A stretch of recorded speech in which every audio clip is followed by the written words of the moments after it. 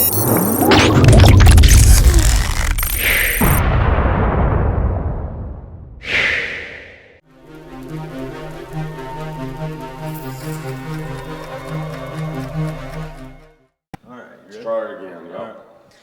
to Blitz. I'm Brian Carter here at Union County High School with Panthers head football coach Brian Allison. Coach Allison, always a pleasure having you on Blitz. I really appreciate your time. Thanks for being here. Thanks for coverage for our guys. I enjoy it. Your football team is so fun to watch. And if you step back and look at the last two seasons, you've done a phenomenal job. Back-to-back 9-win seasons, host a state playoff game here on the home field. You got to be proud of what your team's been able to accomplish the last couple of years. We are excited. We've been blessed to have some really good players and, more importantly, some really good young men that'll be great guys in society. And we're excited about what was done on the field, and we feel very blessed to have those guys. And something that's never been done in school history was to make it to the state playoffs in 2 years in a row, and you've now done it in 3 straight. 4 total overall in the history of the school, and you've taken them all 4 times to the state playoffs.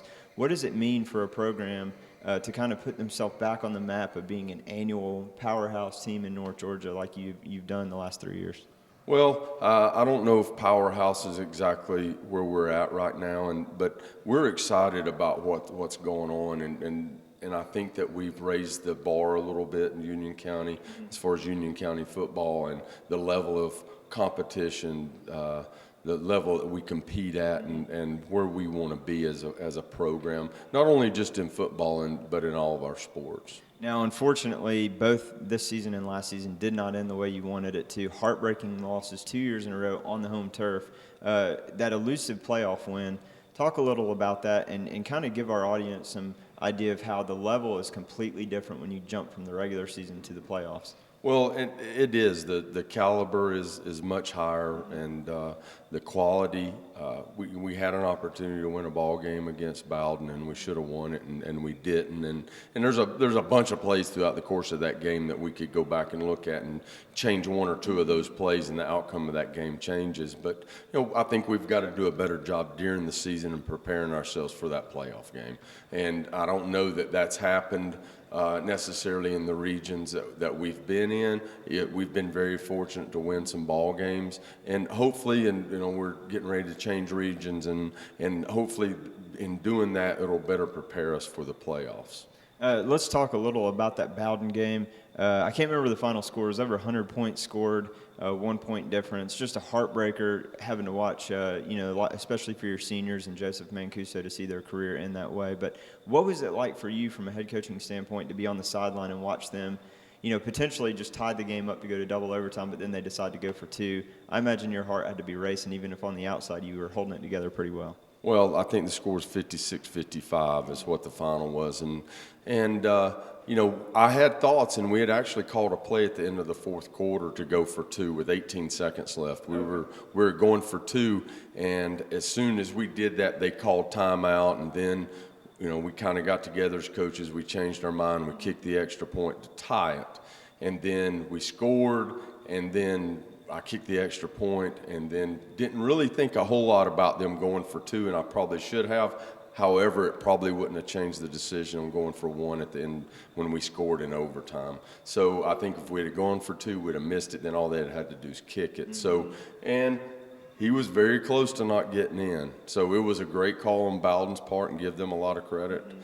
That coach made a great call. I think they were getting some people hurt, and we were hitting hard and doing some great things, and it was just heartbreaking for those seniors and seeing how hard they had worked and seeing it end the way it ended. But once again, those seniors, I think 8 of them are going to college and 1 of them's going in the Navy, and so they're going to be quality citizens in this world and in this county and whatever city they live in. So when it's all said and done, that's what's important for us. So what do you tell the guys after a loss like that when they lose the way they did? I didn't have anything really to say. I just told them how proud I was of them and how heartbreaking it was, and to end the way it ended. And there's only a few schools that end with a win, and unfortunately, to do that, you've got to be a state champion or not make the playoffs. And so I would rather make the playoffs and not make it and lose that last one than to win the last one and not make the playoffs. So, it's a heartbreaking thing, and there's really not a lot you can say that they're going to remember. There's not a lot you can say that to console that. Absolutely. Great point you made as well there. But Joseph Mancuso, an incredible quarterback, one of the best ever roll through here, if not the best. Over 10,000 yards of offense, over 100 touchdowns. I imagine it's going to be pretty difficult trying to find another one of him. What can you say about how special of a player he's been for you? He's been phenomenal, and he's been one of the main, obviously the main reasons for our success. And in the last couple of years, he's had some very good support people around him. I think our offensive line has gotten better, and our offensively we were able to run the football this year, and he couldn't have done that without 5 guys blocking up front. But you're right, he's a special dude, and he's going to have a great college career. I think his football days, his best football days, are still in front of him. And that's what's exciting for me, to know that he's got the opportunity to play at the next level. It got scary, though, for a little bit. 2 years in a row, you play Rabun County for the de facto region championship game. This year, the loss maybe not as bad as having to watch and wait to hear what happened to Joseph in that game, where he avoided a major injury potentially. What were you thinking in those moments? Well, win or lose, it doesn't trump the health of our guys. And, to be honest with you, I was disappointed that had he gotten hurt, not only was he going to miss his last few games in football, but he's a baseball player, and turns out now he's playing some basketball, so he would not have been able to play that. Right. I knew that Richmond would honor their scholarship offer with him, with his, had he hurt his knee badly, and he had lived to play another day in football. But I just felt bad for him, and I felt bad for our team, because quite honestly, we would have had a hard time winning the last couple of games without him. So, I was happy the next day when I heard it wasn't quite as bad, and then the Monday or Tuesday that it was getting better. And so we were excited about that, and really the outcome of that game had nothing to do with anything as much as his health. Yeah. And really the health of any of our guys. We lost some guys. We lost Luke Winkler through the course of the year.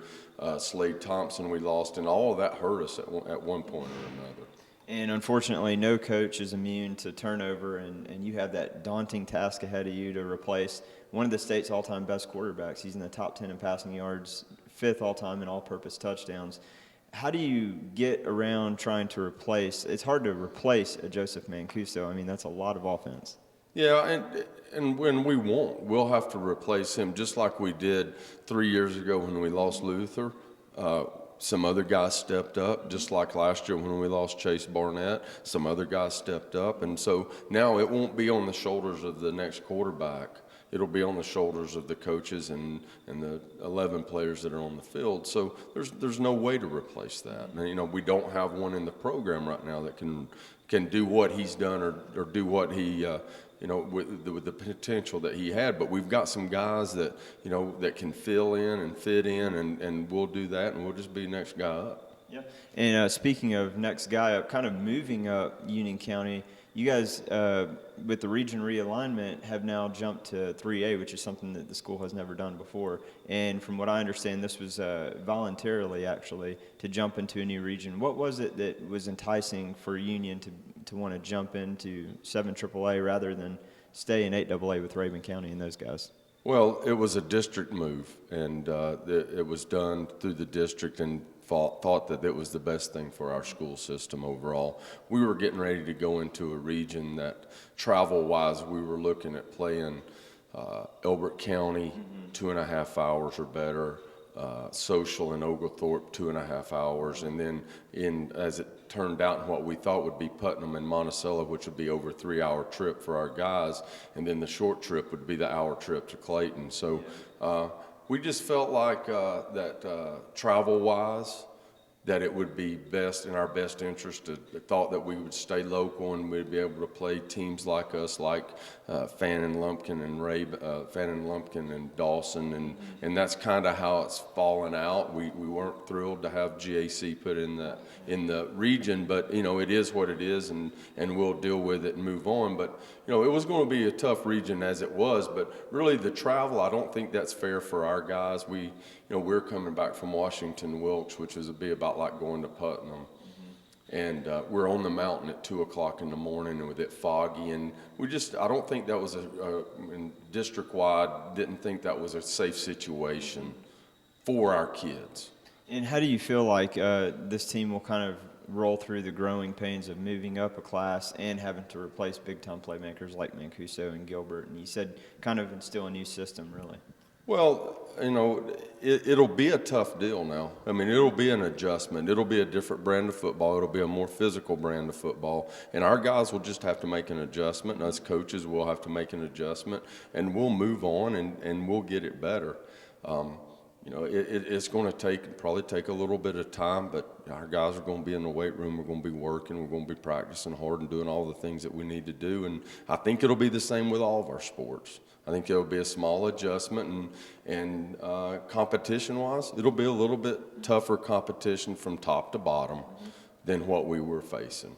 And there's going to be some sports that it's going to hurt worse than others.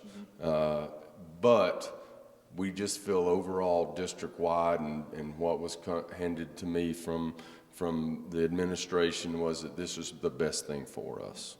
Well, we look forward to seeing how you compete in that new region and hopefully punch another ticket back to state for a 4th year in a row. That'd be incredible. Thank you again so much for your time, and congratulations on a great season. Thanks, Brian. We appreciate all the coverage. Thank you.